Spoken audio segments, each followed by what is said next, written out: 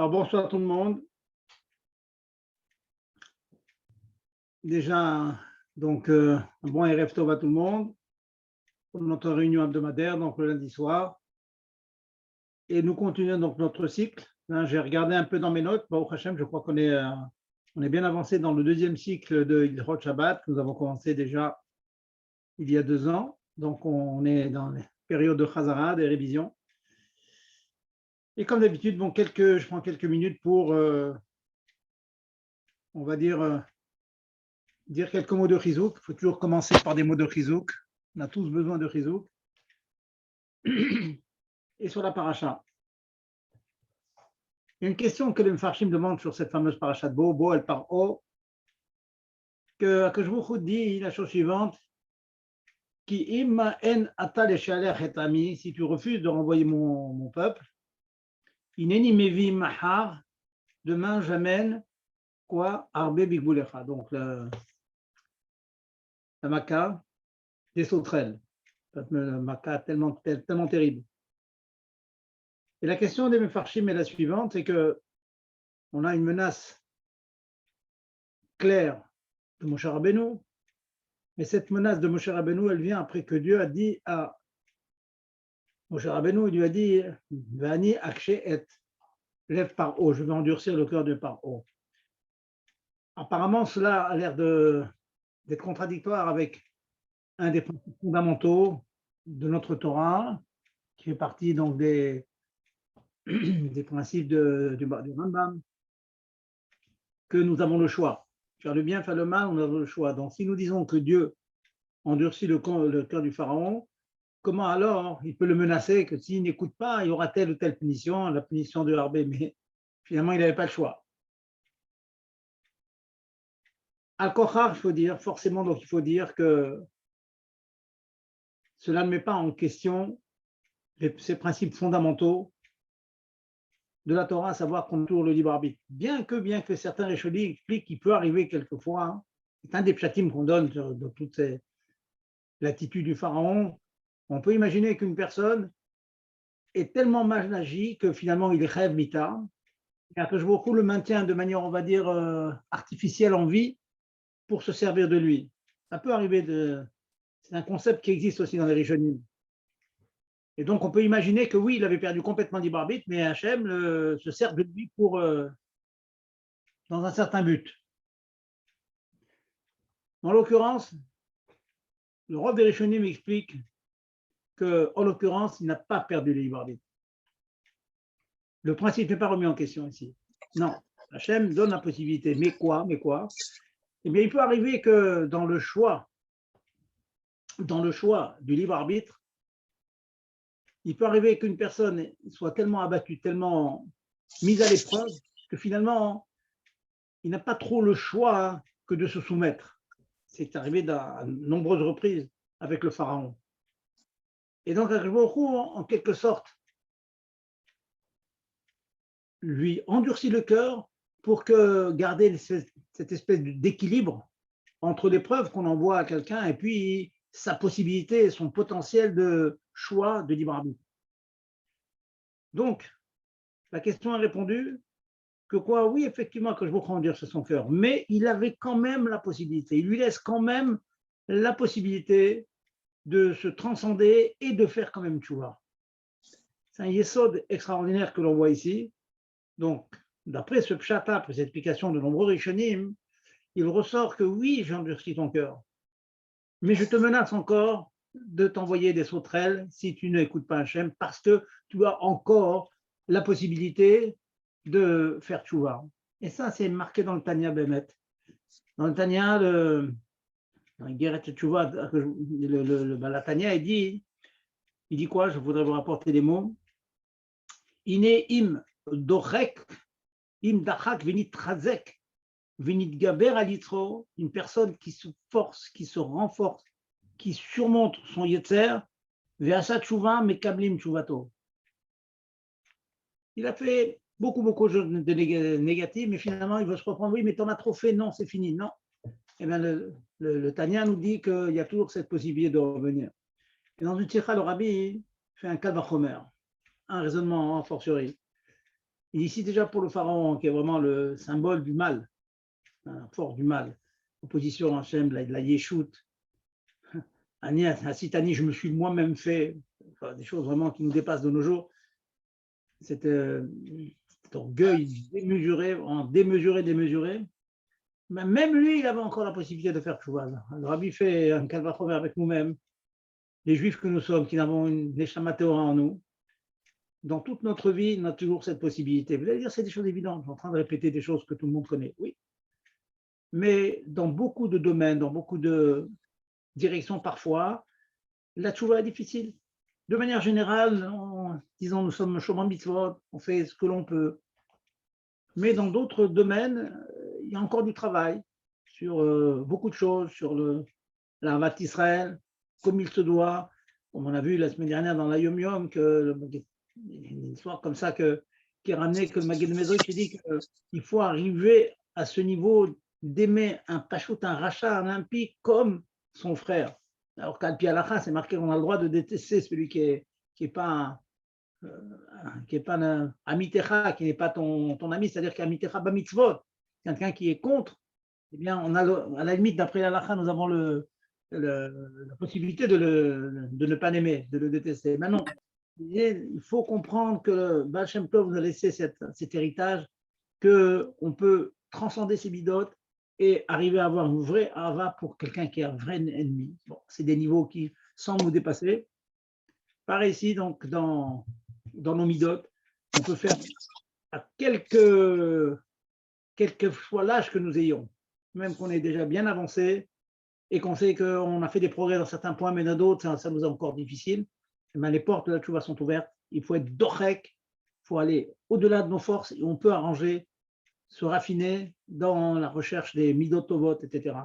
Comme ça, le rabbi finit. Donc, chacun doit chercher dans ses midot qui est encore nerveux, qui est encore avare, qui est un autre. Chacun doit rechercher en lui comment s'améliorer, comment se dépasser même dans les mitzvahim, disons des choses simples, dans les mitzvahim, hein, de s'occuper de l'autre, faire du porte-à-porte éventuellement.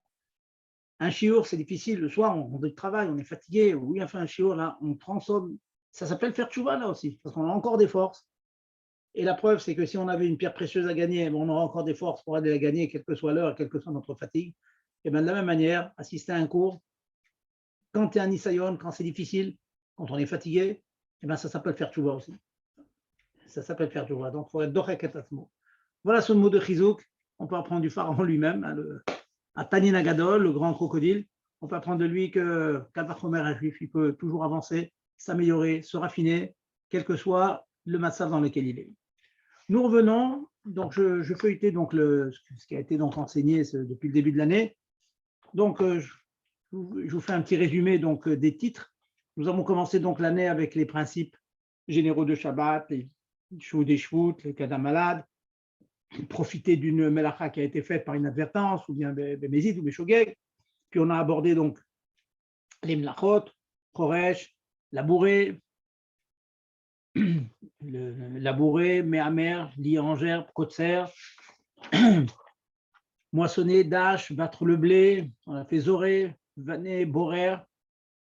Nous avons élargi aussi le débat après borer, tout à fait récemment, à Miraket, nous avons dit tamiser.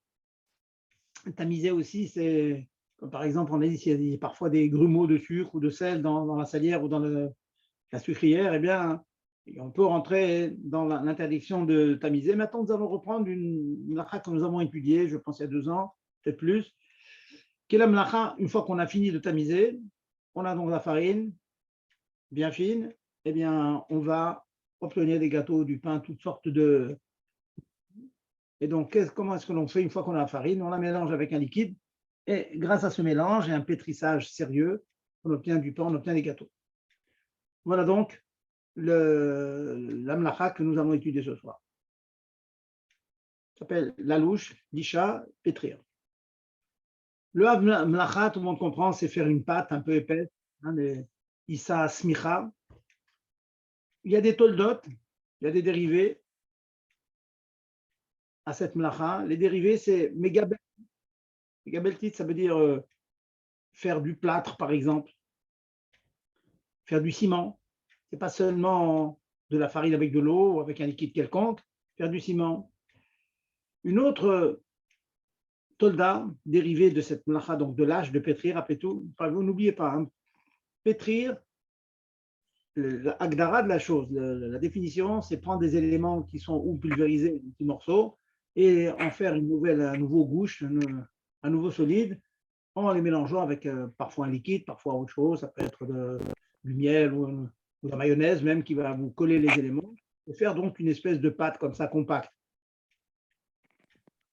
Une autre tolda, je disais, donc dérivée de la melacha de l'âche, c'est noten zerapishtan bemayim. Le Gemara nous rapporte un cas comme cela que si on prend des grains de lin, le lin on fait toutes sortes de choses, on fait des habits, on fait toutes sortes de choses avec, c'est aussi un aliment. Si on met des grains de lin, ben on les met dans l'eau, il donne une espèce de fermentation qui se fait et ça fait une pâte automatiquement. Donc le fait que ça soit dans un liquide, ça épaissit, ça explose comme ça, et ça fait une espèce de pâte de manière automatique, sans qu'on ne soit obligé de mélanger. Donc, une ressource de cela qu'il peut arriver parfois que mettre un produit comme ça dans de l'eau, eh bien, sans faire l'acte de l'isha, de mélanger, déjà on transgresse l'interdiction de l'âge. On va voir tout à l'heure dans le quotidien, dans la pratique, je veux dire, dans les cas concrets de nos jours, comment est-ce qu'on peut être ouvert cette chose-là. Je peux tout de suite vous donner l'exemple, c'est mettre des flocons. Des flocons, on fait beaucoup de flocons maintenant, flocons de pommes de terre. Dès que vous mettez des flocons de pommes de terre dans un liquide, parfois dans du lait, eh bien, vous voyez que le flocon de pomme de terre s'imbibe du liquide et ça fait tout de suite de la purée de pommes de terre. Reconstituée, certes, mais il n'y a pas besoin de mélanger, il n'y a pas besoin de faire une licha proprement dit, de faire un pétrissage proprement dit. On le fait parfois pour que notre purée de pommes de terre soit plus onctueuse, soit meilleure, mais ce n'est pas une condition pour obtenir la pâte. La pâte, on l'obtient dès qu'on a fait on a le mélange entre le liquide et le solide, entre les flocons et le liquide. Donc voilà, un exemple. Je vais revenir tout à l'heure sur tout l'exemple concret. Alors, voilà donc la définition générale de Amlacha de l'âche, et vous allez voir que très souvent on peut être amené à pétrir des éléments de manière interdite. Donc on va bien tâcher de voir comment s'en sortir pour parfois faire une pâte de manière permise. Il y a un petit peu dans les finesses de la Gemara, il peut y avoir des conséquences parfois. Il y a des éléments qui sont ce que l'on appelle bar giboul.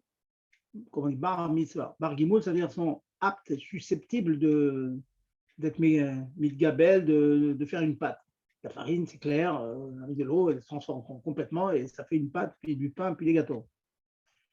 Il y a des éléments qui peuvent faire une espèce de pétrissage, mais qu'il n'y a pas un nouveau corps qui n'est ni la farine d'origine, ni l'eau d'origine, qui est la pâte, la issa. Et il y a des éléments du sable, par exemple, du sable, ou bien de faire de la cendre. Pour du sable, on prend du sable, mettre de l'eau, un liquide quelconque, on peut faire des boules, les enfants ils font des petits châteaux comme ça, avec du sable, on fait un giboul. Ça s'appelle que le sable, c'est quelque chose qui n'est pas bar giboul. C'est-à-dire le résultat obtenu n'est pas un élément qui est nouveau par rapport à ce qui était auparavant, c'est juste que le liquide n'a fait que coller, que agglomérer en quelque sorte les grains, et donc faire des boules comme ça. Alors, sachez qu'il y a des chitos dans la Gemara que lorsque les éléments ne sont pas bar giboul, c'est plus ramour, c'est plus grave que quand c'est bar giboul. Tout simplement parce que dès l'instant qu'on met l'eau, la pâte elle se fait d'elle-même. Il y a pas le fait de mélanger de l'eau avec du sable pour faire une boule. C'est pas parce que vous prenez une cuillère, vous mélangez tout ça, que vous faites la boule. La boule se fait tout de suite. Dès l'instant qu'on met de l'eau dedans, ça fait donc cette licha. Voilà. Encore une fois, donc le plâtre, le sable, etc. Ou la cendre. Voilà, c'est un concept on verra les conséquences.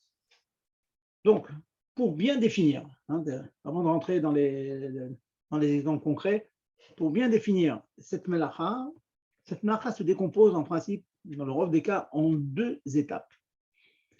La première étape, c'est l'étape qui s'appelle netinat maim, mettre de l'eau déjà dans la farine ou un liquide quelconque dans l'élément qui va être aggloméré, qui va être pétri, c'est déjà interdit.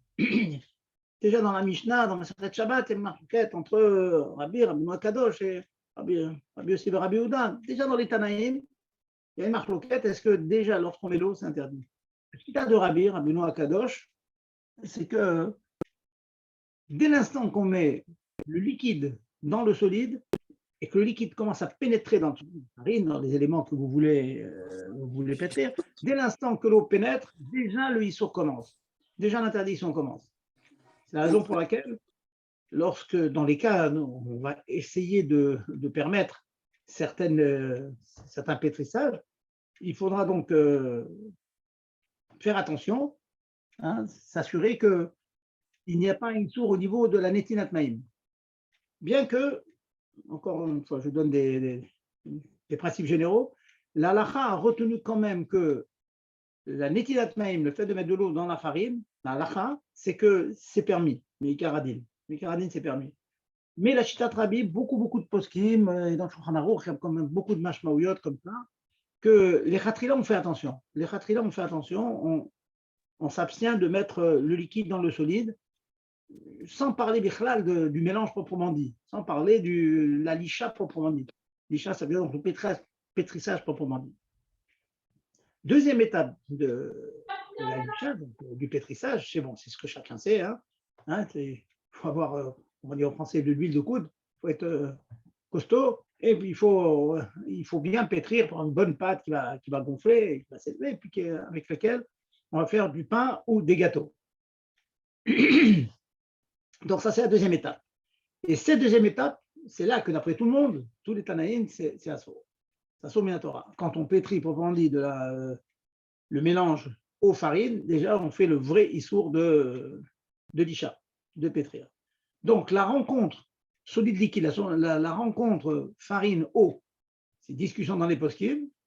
Ikaradine, c'est permis, mais on fait attention, on est marmire comme les marmiris. Et en supposant que la rencontre soit faite avant Shabbat, qu'on ait mis de l'eau dans la farine avant Shabbat. Et quand je dis de l'eau dans la farine avant Shabbat, c'est au sens ça. Prenons un autre exemple peut-être plus concret. On a du thon écrasé et on met de la mayonnaise par-dessus. Donc la rencontre, je ne vais pas dire le mélange, la rencontre solide-liquide, donc le solide c'est le thon, le liquide c'est la mayonnaise. En fait, c'est l'élément qui va permettre de coller les petits morceaux de thon pour en faire des boules, comme ça, en faire un micha. En supposant que ceci, c'est déjà acquis, ça a déjà été fait, lorsque je vais mélanger donc le thon écrasé avec la mayonnaise, quand je vais mélanger des céréales, de la matzah meal, voilà, de la matzah écrasée, de la farine de matzah, je vais mélanger ça avec de l'eau. Eh ben, je vais bien secouer tout ça et en faire des boules comme ça. Ça va faire comme ça des petits gâteaux. Si on ajoute du miel et tout, ça fera comme de la matzamil avec du miel ou du sucre. Et ben ça va être interdit si on le fait de manière habituelle. Alors, avant de rentrer dans les exemples, je voudrais faire quand même une petite introduction sur les klalim. Il faut bien assimiler les klalim pour pouvoir ensuite appliquer. Sinon, je peux vous donner 5 ou 6 cas fréquents, mais on ne pourra pas appliquer ces cas fréquents à d'autres si on n'a pas bien compris, bien assimilé qu'est-ce qui est derrière les hétérim que l'on donne. Dans l'obtention d'une pâte, nous distinguons 3 cas. En fait, à 2 cas, et le troisième, on est évident que c'est permis. Je m'explique. Si ce que vous obtenez en mélangeant le liquide et le solide, c'est quelque chose qui est pratiquement liquide, il n'y a pas interdiction de bicha. Ça, c'est bien clair. Exemple, je prends du Nescafé. On peut arriver à l'isha avec du Nescafé, on va voir tout de suite. Mais je prends du Nescafé, je le mets dans de l'eau, sans entrer dans le problème de bichoul, donc les shlishi. Si le résultat obtenu, c'est un liquide, c'est le cas, un café, c'est permis. Je mets du Nesté, je mets du chocolat en poudre, dans de l'eau chaude. Si ce que j'obtiens, c'est un liquide, il n'y a pas l'interdiction de l'isha. L'isha, c'est lorsque on en obtient, alors minatora, si on obtient on a dit une issa smicha, une pâte épaisse, comme de la pâte à pain. Midera banane, si j'obtiens un mélange qui est, on va dire en français, fluide. Ça veut dire qu'il n'est pas liquide, comme un café, un thé, etc., qui n'est pas solide, qui est fluide. On va dire comme certaines crèmes, certaines crèmes comme ça, qui sont, on va dire, si on insiste, on les verse, ça peut couler, mais c'est pas comme un liquide. Ça ne coule pas comme un liquide. Il y a beaucoup de produits qui sont comme ça. Le cas qu'on a dans le quotidien, c'est la daïsa. Vous voyez, la daïsa, l'espèce de soupe, il y a les céréales écrasées comme ça, qu'on met dans du lait, qu'on donne à un bébé pour le caler un petit peu, pour lui couper sa faim. Donc, c'est ce qu'on appelle, le terme, c'est blila raka. C'est un pétrissage rare, tendre, pour dire mot à mot, mais le résultat, donc, c'est quelque chose qui est fluide. Fluide, mais pas liquide. Là, ça sauve des rabanan. Et je vais donner la solution pour lorsqu'on va obtenir une telle chose. Donc, c'est daïsa en question. Vous prenez des céréales, souvent on achète des céréales comme ça, des farines de céréales, on met avec du lait, et donc ça remplit le biberon et ça cale bien l'estomac du bébé parce que bon, c'est épais. Ça, c'est pas une vraie licha minatora, c'est pas un vrai pétrissage parce que ce n'est pas épais, c'est midera banane. Donc, la solution est plus facile à trouver. Je vais vous les donner et on va voir les exemples. Par contre, si le résultat obtenu, c'est un pétrissage épais, dire ces choses qui est épais. Prenons, on a écrasé de l'œuf, par exemple, avec du thon.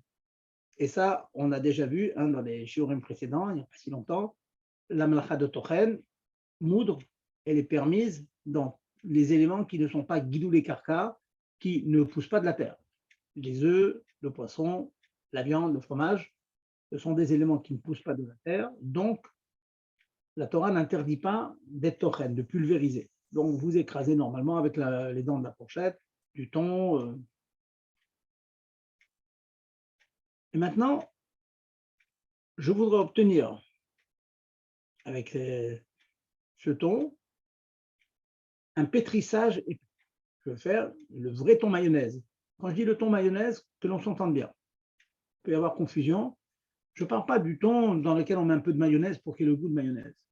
Je parle des personnes qui vont, par exemple, faire tartiner, etc. Donc, ils vont vraiment faire, comme j'ai vu dans les kiddushin, il y a un responsable qui met des gants comme ça, il vide le pot de mayonnaise dans 1 kilo ou 2 kilos de thon, et puis il pétrit tout ça, et après avoir pétri, donc il fait vraiment une nouvelle métioute. C'est plus du thon écrasé, ce n'est plus de la mayonnaise, c'est vraiment du thon mayonnaise. C'est-à-dire, quand vous goûtez, vous reconnaissez à peine, on voit à peine la mayonnaise. Et la mayonnaise complètement à l'intérieur maintenant, c'est d'avoir shlishi. C'est la troisième chose que l'on vient de créer. Donc, c'est un vrai pétissage.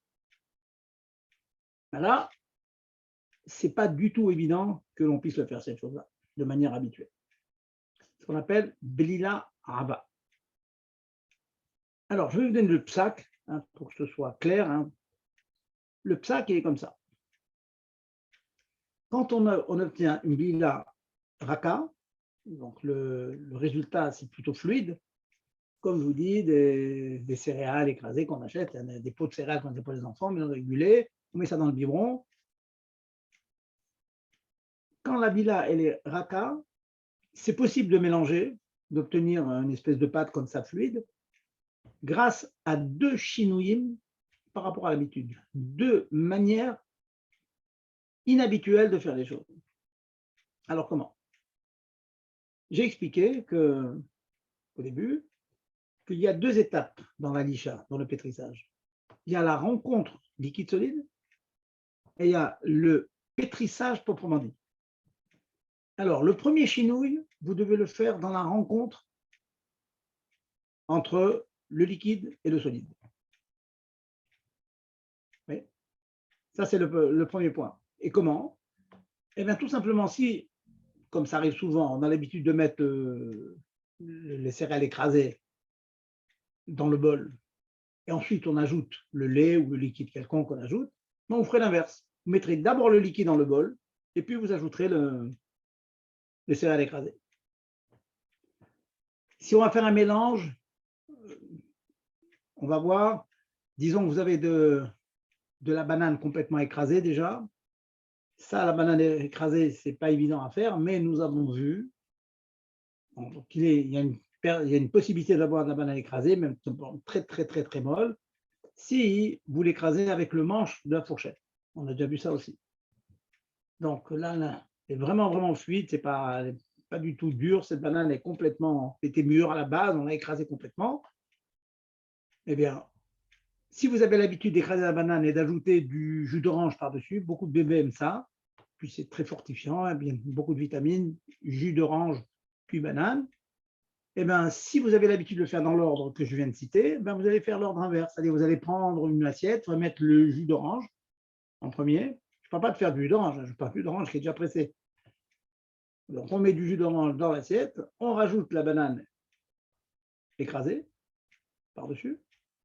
Donc, on a fait un chinouille dans la rencontre dans le liquide et le solide. Et il faut faire un deuxième chinouille dans le pétrissage lui-même. Comment? En général, quand on fait du thon mayonnaise ou de banane écrasée avec du jus d'orange, on prend la fourchette et puis on remue comme ça, de manière normale. Hein. On mélange comme ça, on fait un œuf battu, tout ça, bon, on mélange comme ça. Mais là, vous allez faire beaucoup de cas dans la Gemara. Le cas le plus accepté, le plus clair, là où on voit vraiment la différence, c'est de faire le mélange, je dis les mots en hébreu, de manière sheti vaerev. Sheti vaerev, mot à mot, ça veut dire la chaîne et la trame. La chaîne et la trame, ça veut dire que vous faites comme la forme d'un plus à chaque fois. Vous prenez la fourchette, il y a le mélange, comme je viens de dire, mayonnaise. On verra comment on a mélangé, on a fait rencontrer la mayonnaise avec le thon. Vous allez de haut en bas, vous prenez la fourchette, vous la sortez, droite à gauche. Haut en bas, droite à gauche. Haut en bas, droite à gauche, en forme de plus. Okay. Là, ça s'appelle un vrai chinouille. Le mélange se fait moins bien que quand on remue de manière habituelle. Vous voyez, et c'est une des raisons d'ailleurs pour laquelle cela est permis. C'est très curieux d'ailleurs. Comme je vous ai dit là, au shiurim précédent, il y a très peu de mélachot qui sont permises quand on les fait avec un chinouille. La melacha de lâche, comme la melacha de tochen que nous avons vu, moudre, elle est permise avec certains chinouilles, avec certaines manières différentes que la manière habituelle, chez Locke et Darko. Donc, je répète, je résume. Vous voulez obtenir un pétrissage qui est fluide, mou, eh bien, vous pouvez le faire en changeant l'ordre de rencontre entre le liquide et le solide. Netinat mayim, première étape. Deuxième, c'est en changeant la manière d'être lâche. Toula chez lâche. Dans l'acte de faire la lisha, vous changez l'habitude. Et donc, comme je vous dis, vous le faites en forme de plus. Haut en bas, droite à gauche, haut en droit, autant de fois que vous voulez. Bon, parce qu'ils sont marmirim à chaque fois de sortir la fourchette ou le couteau ou la cuillère qui vous sert à faire le mélange, la sortir. Voilà. Je la sors haut en bas, je la sors droite à gauche, je la sors et ainsi de suite, 2, 3, 10, 20, 30 fois jusqu'à ce que ça se mélange. Donc retenez qu'un pétrissage rare, fluide, il est permis de l'obtenir avec 2 chinouilles. Maintenant, je passe à l'étape où on va obtenir un pétrissage samir, plus que fluide, solide. Ton mayonnaise ou beaucoup de salades que l'on fait, et même la banane dont j'ai parlé tout à l'heure, on peut imaginer que la banane est un peu écrasée, mais finalement elle reste très épaisse, et que quand vous ajoutez du jus d'orange ou du jus quelconque, de pomme, eh bien, le résultat obtenu, ça va être finalement de la banane qui a été écrasée, mais qui finalement elle fait un gouche, c'est comme une pâte d'épais. Alors là, le psak, il est comme ça. Écoutez bien le point. Les khatrila, obtenir cette chose-là, les khatrila, ce n'est pas permis à cause de la première étape, pas à cause de la deuxième étape. Ça veut dire que si on peut contourner la première étape, un exemple, c'est de la théorie, un exemple, on aurait mis la mayonnaise sur le thon, non, je ne vais pas prendre la mayonnaise, on va voir pourquoi, on aurait mis par exemple le jus d'orange sur la banane écrasée avant Shabbat. Donc la rencontre liquide-solide s'est faite avant Shabbat, donc il n'y a aucun problème. Eh bien, pendant Shabbat, j'ai le droit d'obtenir mon mélange banane écrasée, jus d'orange, en faisant le fameux chinois que je vous ai dit, Sheti Vaerev, en forme de croix. Maintenant, les poskim disent que, Razonish qui parle de ça et d'autres qui parlent de ça, ils disent que comme Meikar à Alacha, Meikar, la rencontre solide-liquide est permise. Parce que, je dis, on est posé comme la chita de Rabbi aussi de Rabbi Houda et pas comme la chita de Rabbi, de Rabbeinu Akadosh. Les poskim disent que Beshat Adachak, en cas de besoin, on pourra s'appuyer sur les Mekilim et faire la rencontre solide-liquide pendant Shabbat. Alors, qu'est-ce qu'on appelle Shat Adachak? Les besoins d'un tinoc, ça c'est marqué clair dans les poskim, un bébé. On peut élargir le éther à des personnes qui prépareraient pour un tibour, le kidouche, etc. Vous voyez, c'est les tzorer Shabbat, etc. Donc, on pourra s'appuyer sur les mekilim, je dis bien, sur les mekilim, sur la première étape de la lisha, à savoir la rencontre. Donc, ça voudrait dire, d'après ce que je suis en train de vous dire, qu'il sera permis donc de verser du jus d'orange, pas de presser, hein, jus d'orange qui est déjà pressé, sur la banane. Et une fois que la rencontre banane écrasée, jus d'orange est faite, eh bien, le mélange proprement dit, vous le faites chez Tiva RF, de haut en bas, de droite à gauche, jusqu'à ce que le mélange soit obtenu. Donc, ça veut dire, si je résume, nous avons effectivement un éther, certes Beshata Dachak, mais bon, je peux ajouter même, bon, ce qu'il me dit, c'est Mercedes qui parle de ça, il dit Olam Mekilim, c'est Mercedes puisqu'il dit, il dit comme ça, il dit le monde, il a l'habitude d'être Mekil, d'être possède comme Rabbi Houda, ça veut dire que mettre le liquide dans le solide, c'est permis, il se permet de le faire. Donc, quand les poskim disent que le monde, Allah, ça veut dire on a sur qui s'appuyer pour faire la rencontre. C'est vraiment un très gros avantage. Ce qui fait qu'une fois qu'on a le droit de mettre le liquide dans le solide, la licha proprement dite, le pétrissage proprement dit, on peut le faire toujours de manière shtiva erev, de haut en bas et de droite à gauche. Donc, on est arrivé finalement à un résultat extrêmement intéressant. C'est que, en cas de besoin, on pourra donc obtenir une blila raba épaisse. Toujours comme je viens de vous dire, pour la première étape, on s'appuie sur les méquilles, que la rencontre solide-liquide est permise. Et pour la deuxième étape, ça c'est pour tout le monde, que si on fait shtiva erev, droite, de haut en bas, droite à gauche, c'est permis. Un petit détail que j'ajoute, les poskim me disent que si le liquide, ce que j'appelle le liquide, il est lui-même épais, comme par exemple classique, la mayonnaise. La mayonnaise, c'est quelque chose d'épais en soi. Donc, contrairement à l'eau que vous mettriez sur la farine, l'eau va pénétrer la farine et donc le processus de licha commence à se faire un petit peu. Par contre, quand vous mettez de la mayonnaise sur du thon, il n'y a rien qui se passe. La mayonnaise, elle va flotter. Si c'est une mayonnaise réussie qui est un peu épaisse, elle va flotter. Sur le thon, elle ne l'a pas pénétré. Donc, mettre la mayonnaise sur le thon, ça c'est permis. Il n'y a aucun problème. Ça ne pénètre pas du tout. Donc, la première étape, à savoir la rencontre sur les liquides, est faite, était tout à fait permis.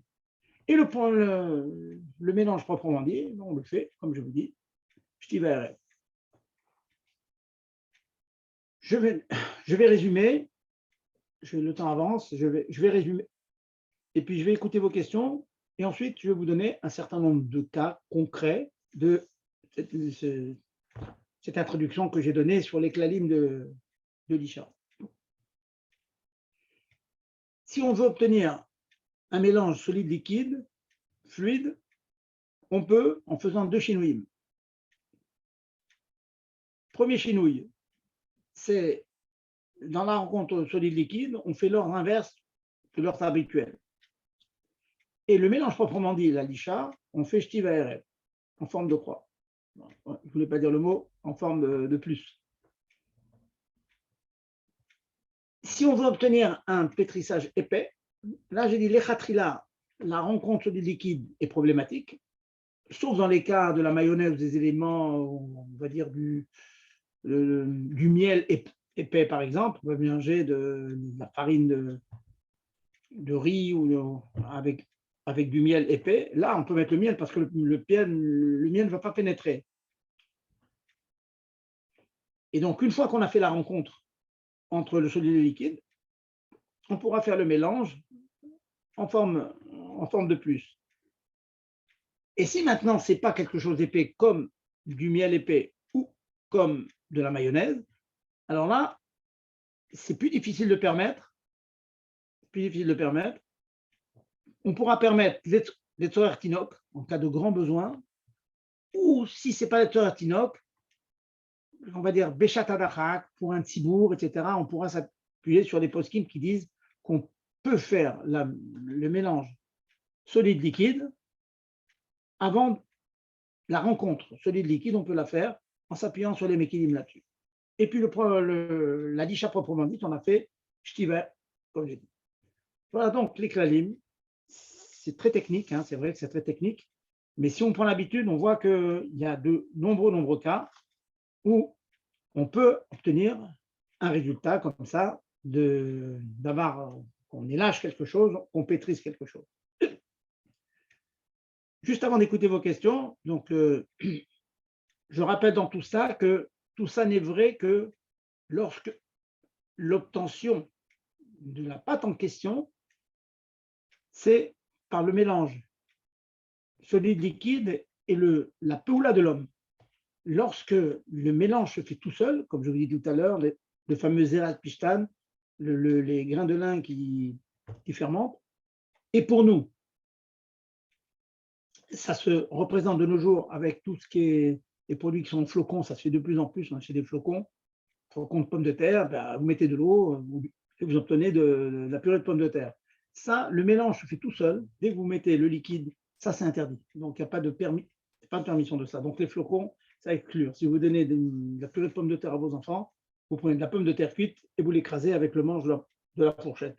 Et voilà, vous avez une purée naturelle avec des vraies pommes de terre sans ces flocons que l'on vend dans le commerce, hein, la purée de flodor, etc., tout ce qu'on trouve. Hein.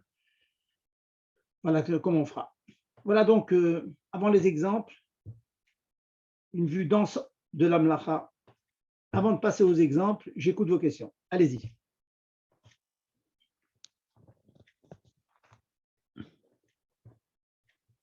Pas de questions? Les micros sont ouverts. Allez.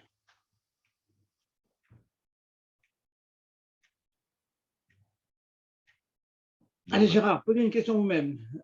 Le thon mayonnaise, vous en faites Shabbat? Ben, non, je ne supporte pas. Donc, je n'ai pas de souci sur ça. Là. Je supporte pas. C'est pourtant délicieux. Ouais, non, mais je ne supporte pas la mayonnaise. Ah, d'accord.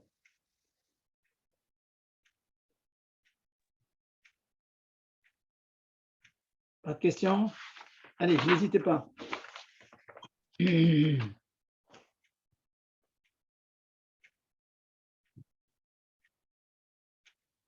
Alors, je vais vous donner quelques exemples, le temps que vous réfléchissiez. Donc, des cas concrets. J'ai vu à la maison. C'était très à la mode à un moment. C'est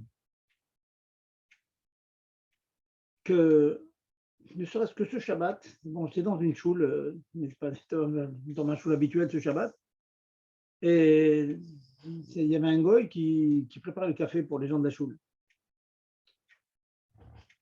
Bon, je ne rentre pas dans l'amiral goy et tout, mais c'est pour vous dire un cas que j'ai vu faire. Donc, il mettait du café au fond d'un verre, du Nescafé, café donc lyophilisé. Il ajoutait du sucre, une cuillère de sucre, un petit peu d'eau, et puis mélanger. Ça faisait genre cappuccino, vous voyez, ça faisait donc un café, une fois qu'on y a ajouté l'eau, un café avec de la mousse, ça faisait blanc. Bon, il y en a qui aiment ça, ça ressemble un petit peu au café express, vous voyez. Eh bien, là, c'est une bila Abba, interdit. On n'a pas le droit de prendre. En fait, c'est faire comme la crème au chocolat, la crème Nutella. Bon. On trouve de plus en plus, il y a beaucoup de crèmes comme ça au chocolat, on peut la faire à la maison. Hein. Vous avez du chocolat en poudre. Il y en a qui aiment bien avoir du chocolat en poudre. Outen, vous voyez, c'est des grandes marques avec du chocolat pur. Il y a du sucre, il y a parfois du beurre, du sucre, du beurre, qui liquide. Et on fait une pâte à tartiner tout simplement. Ça, Pachout, c'est mamash blila abba, c'est asso minatora. Vous voyez, c'est un petit exemple très très concret. Donc, si on ne prend pas la précaution de faire comme j'ai expliqué, à savoir faire que la rencontre entre le liquide, le beurre et le chocolat en poudre, ou le lait avec le chocolat en poudre et le sucre, si on ne prend pas cette précaution de changer l'ordre, dans un premier temps, comme on a dit, de la rencontre entre le solide et le liquide, et ensuite, une fois que la rencontre est faite, on prenne soin de faire le mélange proprement dit, pas comme on fait, d'ailleurs, comme j'ai vu ce Shabbat, il avait une cuillère, puis il est en train de remettre comme ça, de faire des espèces de pâtes comme ça, sur laquelle il a ajouté de l'eau bouillante, et ça fait effectivement ce café avec mousseux comme ça. Eh bien, ça, c'est pas tout interdit si on ne fait pas. Si on ne fait pas avec les chénunes que j'ai dit, et quelqu'un qui aurait fait une pâte à tartiner comme ça, non seulement elle est interdite, et petite razara des premiers shiurim, Mevachel Beshabbat Beshogeg, Asurlo Velacherim. Mevachel, c'est un exemple, ou Charmé la faute, nous disent les poskim. Donc, celui qui aurait fait par inadvertance un Issour Torah pendant Shabbat, on n'a pas le droit d'en profiter. Donc, cette crème que vous aurez faite, cette crème à tartiner que vous aurez faite, fabriquée en passant par l'interdiction de pétrir, eh bien, elle est interdite pendant Shabbat. Il faudra attendre après Shabbat pour la consommer. Voilà un bon exemple d'erreur qu'on peut faire, que j'ai pu voir, hein, que c'était très à la mode à un moment de faire comme ça toutes sortes de pâtes comme ça à tartiner, ou bien pour la manger sous forme de pâte à tartiner, ou bien quand elle était bien tartinée, bien épaisse comme ça, hein, on ajoutait de l'eau et puis ça faisait une espèce de Nescafé avec de la mousse blanche. Ça, c'est interdit, c'est pas tout interdit. Voilà un bon exemple. S'il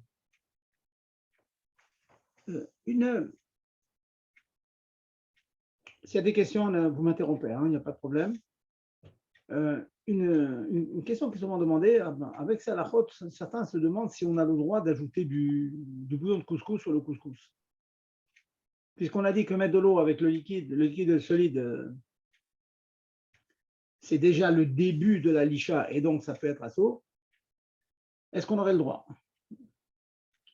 Alors, sachez que mettre du bouillon dans du riz ou dans le couscous, dans un autre ochel, ce n'est pas du tout l'agdara. L'acte que je fais n'est pas du tout défini comme un acte de trilat lisha, le début de la lisha. Quand je mets de l'eau sur la farine, c'est le début du pétrissage. Là, toute la kavana que nous avons, bien que certes, quand vous mettez de l'eau sur du couscous ou sur du riz, comme ça, un liquide quelconque, les grains vont se coller, ils vont être davantage collés. Ça va ressembler à une espèce de, de gouche. Et je vous ai dit en début du shiur que quand on fait un pétrissage qui n'est pas bargiboule comme le sable, c'est aussi un problème. Et le couscous, on va dire, c'est pas bargiboule, ça ne fait pas vraiment une nouvelle pâte, c'est du couscous mouillé. Malgré tout, il n'y a pas de issour, sans entrer, bien sûr, je ne rentre pas dans le problème de bichoul et tout, ça on y arrive, c'est la prochaine Melachat Bezat Hashem, hein, parce qu'une fois qu'on a cuit, une fois qu'on a, on a pétri notre pain, nos gâteaux, etc., et ben on arrive à l'étape de la passer au four, c'est Afia, et donc Afia, avec ses corollaires, à savoir bichoul. Différence entre bichoul et Afia, c'est que Afia, c'est au four, c'est une cuisson sans eau, de manière générale, et bichoul, c'est une cuisson avec de l'eau, ou un liquide quelconque, tigoun, etc., frire. Donc on va faire la distinction entre les cuissons sans liquide et les cuissons avec liquide. On verra ça après. Donc, on n'est pas arrivé à Bichoul maintenant, donc je ne parle pas de cela, mais dire que maintenant, mouiller des petits éléments comme cela, sans avoir la kavana particulière de faire un pétrissage, on fait ça juste pour donner un goût à l'aliment que j'ai devant moi, là, il n'y a aucun problème, qu'on a le droit de le mettre sans problème. Voilà donc des petits exemples qui peuvent arriver dans notre quotidien. Je vais apporter encore un exemple qui ressemble à Zerapishtan, ce fameux dîne des flocons de pommes de terre. Il y a un autre exemple qui est rapporté, c'est de faire de la gelée. Vous savez, des produits, vous mettez de la poudre, ça s'appelle du jello. Vous voyez, jello, vous mettez, et puis il y a une espèce de petit gâteau comme ça. Quelquefois, ça a un goût de menthe et surtout du citron, etc. Vous mettez cette poudre avec un liquide et ça vous fait une espèce de gelée comme ça. Et ça, il n'y a pas du tout besoin de mélanger pour obtenir cette gelée. Elle se fait d'elle-même. Donc, c'est donné aussi comme exemple d'application du principe de Zerapishtan, savoir de ces grains de lin qui, mis dans l'eau, fermentent et font une pâte sans qu'on ait besoin de pétrir quoi que ce soit. Un bon exemple où on peut imaginer qu'on le fasse sans se rendre compte qu'il y a une vraie interdiction dans ça. S'il vous plaît, Rav. Oui, j'écoute. Oui, une petite précision par rapport à le bouillon de couscous dans le couscous. Quelle différence avec le lait dans la céréale? C'est la même chose? Non, pourquoi le lait? Non, la différence, c'est que quand on donne de la bouillie à daïssa comme ça aux enfants, on veut d'afka donner autre chose que du lait ou le liquide, on veut l'épaissir.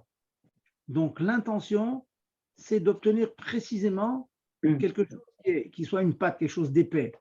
Quand vous mangez du couscous, le mouillé, c'est pas pour manger quelque chose d'épais. La chose épaisse, vous la mangez dans le couscous seulement. Mais vous souhaitez, la kavana est essentielle dans cela, vous souhaitez que ce couscous ait un goût du bouillon qui a été cuit avec des légumes, etc. Donc, la kavana, c'est pas d'obtenir quelque chose. Vous avez du liquide et vous voulez épaissir le liquide. Voilà. Votre bouillon de couscous, il est dans un bouillon à côté. Quand vous mettez dans le couscous, ce n'est pas pour épaissir le bouillon. Pas du tout, rien à voir. C'est ça parce que ça donne un goût comme si vous mettez du poivre ou autre chose. Voyez. Donc, c'est un liquide qui est là que pour pénétrer les grains de riz et de couscous et leur donner le goût. Contrairement au pétrissage, le liquide que l'on met, le but, ce n'est pas du tout que le liquide donne un goût. Le but, c'est que le liquide soit madbik, colle les éléments durs comme la farine, etc. Et on fasse une pâte. Pas du tout la même kavana. Or, en l'occurrence, l'agdara de l'amlacha, il faut quand même qu'il y ait une kavana de ça. S'il n'y a pas la kavana de l'agdara, de la définition de l'amlacha, ce n'est pas du tout l'amlacha. On verra d'autres occasions comme ça où la kavana, elle change complètement l'agdara, la définition de l'amlacha. D'accord.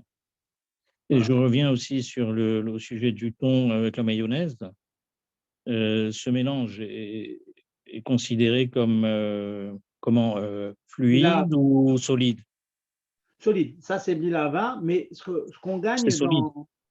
Oui, ça c'est sûr, ça peut être assour minatora, pas les chinoïm.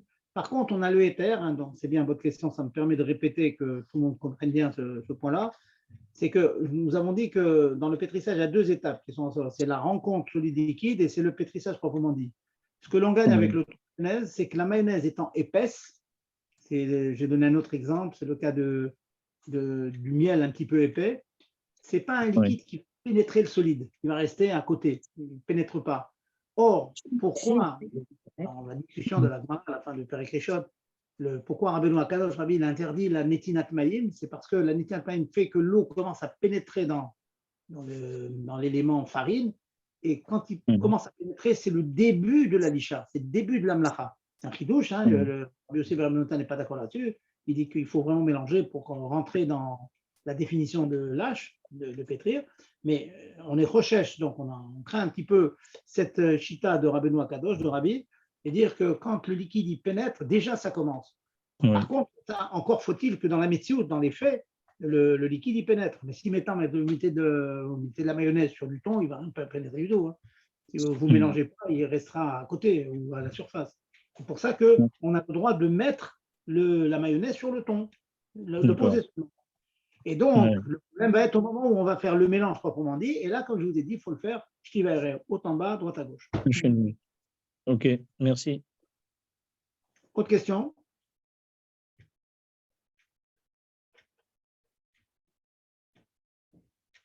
Pas d'autres questions? Excusez-moi, je suis venu en cours de route parce que je n'ai pas suivi le début. Est-ce qu'on a le droit donc de cuisiner une mayonnaise pendant Shabbat? C'était ça le sujet? Non, le sujet, c'est pas de faire une mayonnaise. Le sujet, c'est lâche. Lâche, c'est pétrir. Et pétrir, c'est prendre des éléments solides, écrasés comme de la farine, un liquide, et en faisant le mélange des deux, en mélangeant les deux, on obtient un troisième élément qui est une pâte qui est ni le solide ni du liquide. Lorsque vous avez pris de la farine, mis de l'eau ou du lait ou autre chose, et vous avez mélangé tout cela, vous obtenez quelque chose qui est une issa, qui est une pâte. La pâte, c'est ni de la farine ni de l'eau. C'est un troisième élément. Et la création de ce troisième élément, c'est ça que l'on appelle l'isha, la louche. La louche, c'est 39 mélachot. D'accord. Mais le fait, il me semble que la recette, c'est prendre de l'huile et mélanger très fort avec de l'œuf. Est-ce que ça, d'accord, c'est pas pétrir, mais est-ce qu'on a le droit de fabriquer un troisième élément? C'est autre chose. Si on le fait, on est obtenir comme ça de l'œuf battu comme ça, et obtenir comme ça sur des paix, c'est aussi interdit, mais ça s'appelle tikkun ochlim, c'est autre chose. C'est battre comme ça, c'est interdit, mais c'est pas la mlacha de lâche. D'accord.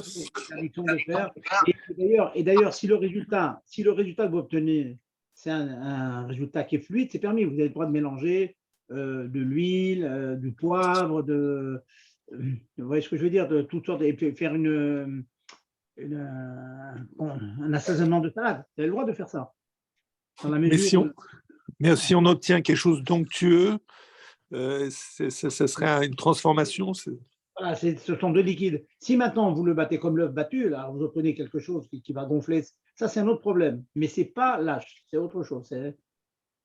On aura l'occasion de parler de ce problème que lorsqu'on bat. Effectivement, si vous savez ce que c'est l'œuf battu, prenez du blanc d'œuf, du jaune d'œuf, vous le battez, ça vous fait quelque chose de nouveau, quoi. Bon, merci Rav. Encore une fois, c'est la création d'un troisième élément à partir de deux éléments. D'accord. Si on a écoutez là, parce que c'était Rosh Chodesh, là, c'est pas dans le sujet encore une fois, mais si on a pris du mésonote pendant Rosh Chodesh et qu'on a dépassé la fin de Rosh Chodesh, qu'est-ce qu'on fait comme bracha? Est-ce qu'on doit rajouter la phrase? Gérard qui m'a posé la question avant le jour, je l'ai eu au téléphone et c'est une question qui est souvent demandée. De manière générale, là vous l'avez demandé pour Rosh Chodesh, mais vous savez que dans le Israël, c'est une question qui arrive dans presque toutes les choules, parce que dans presque toutes les choules, on fait Seuda Sheshit. Oui. Beaucoup sont makpid de faire motzi, un Seuda Sheshit. Et très souvent, il y a des chants, il y a des livrets Torah, et on finit à la nuit. Alors, la réponse, c'est que si on a mangé un kazaït de pain pendant Shabbat, on va d'après le début. Donc, puisque vous avez mangé du pain, donc le chiyuv de Birkat Amazon, vous êtes tombé dessus à partir d'un kazaït, bien sûr, et vous êtes tombé dessus pendant Shabbat, même que maintenant vous êtes après Shabbat, vous mentionnez Me'ana Meora, vous mentionnez Shabbat. Pareil aussi pour Rosh Chodesh. Si vous avez mangé, bon, on peut parler d'un gâteau, la même chose. Bon, mais là, il n'y a pas une grande différence, la vérité, il y a juste quelques mots à ajouter, mais le Birkat Amazon, c'est vraiment tout le noussach de Yalev Avo qu'il faut ajouter. Effectivement, si vous avez fait Motzi avant la fin de Rosh Chodesh et vous faites le Birkat Amazon après, vous mentionnez Yalev Avo. Merci. Voilà. Autre question?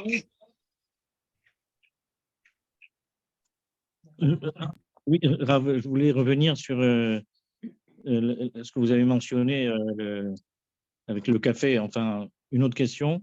Si c'est un goy qui allume le kumkum pendant le Shabbat, est-ce que moi j'ai le droit de me servir de ce kumkum pour faire mon café? Alors, on a un klal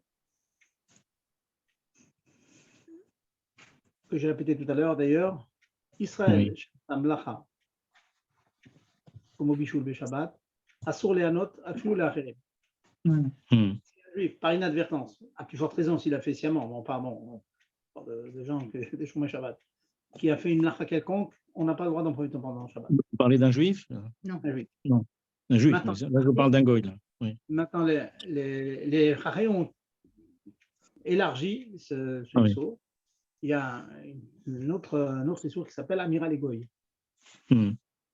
Amiral Egoy, il y a deux choses. D'abord, le fait de demander à un goy de faire une melacha, on transgresse les paroles qu'on dit dans le Kiddush chapitre midi, c'est Mimto chafetzecha bedaber davar. Il faut s'abstenir d'aber davar, de dire tes divrei chol. Bon, si tu as un goy faire une melacha, et même qui ne va pas la faire Shabbat, vous lui dites à un goy, demain, viens me peindre les murs de ma maison. Vous voyez? Donc, il n'y a aucun profit pendant Shabbat, mais déjà de votre bouche sort des paroles de melacha, ça c'est interdit. Donc, demander à un goy de faire quelque chose après Shabbat, c'est interdit. Maintenant, il y a un autre issue, et ça, ce issue-là en question, existe même si le goy le fait spontanément, bien sûr, s'il le fait pour le juif. Si ça, dans Shiman Recha Invav, dans le Shulchan Aruch, c'est marqué goy chez Idlik, un goy qui a allumé une lumière pour un juif, on n'a pas le droit de profiter de la lumière. Il a allumé des bougies, on ne peut pas en profiter. C'est une deuxième xéra. C'est pas, j'ai rien dit, j'ai rien demandé. Mais je dis bien qu'il allume pour le juif. Je ne sais pas que s'il rentre dans une salle et lui-même il allume parce qu'il a besoin de lumière dans la salle, c'est autre chose. Je peux profiter de son allumage. Mais si dans le cas où vous me dites, je suppose que le goy, il a mis de l'eau et il a chauffé de l'eau pour un juif, un goy qui a chauffé de l'eau pour un juif, sans du tout le kavana pour lui, c'est complètement interdit de profiter de cette. Dans certains, j'ai vu, certains qui sont mitrakem comme ça, qui disent que dans les hôtels et tout, quelquefois, c'est un petit peu embêtant les gens, ils ont besoin d'eau. Ils disent aux goyim là-bas de se servir eux-mêmes du coupon pour faire leur café personnel. Ce qui fait qu'on peut imaginer que s'ils en rajoutent, ça peut être aussi pour eux. Bon, ça, c'est des konsim. Mais le normal, dans ce que je viens de me dire, s'il y a un goy qui ne se permettra de faire ça, il y en a qui ne permettent pas, qui ne veulent pas, comme ça, non, on ne veut pas que le goy il commence à prendre nos aliments, à chauffer de l'eau pour lui. Là, c'est complètement interdit. On ne peut pas profiter du mlacha qu'un goy il fait pour un juif. Je dis bien pour un juif, pour lui, pas pour. Voilà. Autre question? Merci. C'est bon? Pas d'autres questions? Alors sachez, j'espère que les assidus au cours prennent quelques notes. Je vous rappelle qu'on a fait autant qu'ils m'en souviennent. Je peux vous dire, juste avant de vous dire un bonsoir, que nous avons commencé les principes, d'ailleurs, des questions que vous me demandez maintenant, les principes, et puis après les principes, chvout des chvout, et puis pour un malade, qu'est-ce qu'on fait, etc. Donc nous avons fait maintenant, nous sommes arrivés à la 10e melacha. On a fait planter, labourer, moissonner, lier en gerbe, battre le blé, vanner, trier, moudre, tamiser et pétrir. Zoréa, Choresh, Kotser, Me'amer, Dash, Zoré, Borer, Tochen, Meraked et Lash. Voilà, on en a fait 10, il y en a 39. Et donc, il en reste une ou deux pour finir le premier groupe. Donc, juste pour que vous ayez le plan général des mlachot que nous étudions, nous faisons maintenant des mlachot qui concernent les produits agricoles. Parce que c'est la partie d'obtention des samamanim, des produits qui permettaient de teindre, de colorer les peaux du Mishkan et les tentures du Mishkan. Donc, on est maintenant à la première étape. Il nous reste pas beaucoup. Il nous reste juste la mlacha de ofé, de cuir. Et on aura fini donc les 11 premières qui concernent l'obtention des samamanim pour les couleurs. Et la deuxième étape, ça va être précisément l'obtention des peaux et des tentures. Et donc, c'est la capture des animaux, et c'est tisser, c'est coudre, et c'est découdre, et etc., etc. On va passer à un autre registre après, quand on aura fini la mlacha de cuire. Voilà, tout ça pour vous donner une... Sachez que tout ça, c'est très, très bien construit par le Chachamim, c'est Mishnah. Nous suivons l'ordre de la Mishnah pour obtenir d'avoir une idée générale donc, des mlachot de Shabbat, et dans la mesure du possible, rentrer dans les détails de notre quotidien shabbatique. Messieurs, mesdames, donc Erev Tov, bonsoir, et continuez à étudier, et n'hésitez pas, hein, si vous avez des questions dans la semaine, vous les écrivez, et puis vous me les posez, ou vous les demandez à Gérard, la réponse immédiate, sinon vous attendez lundi, vous aurez la réponse lundi. Kol Tov, Kol Tov. Merci. Bonsoir.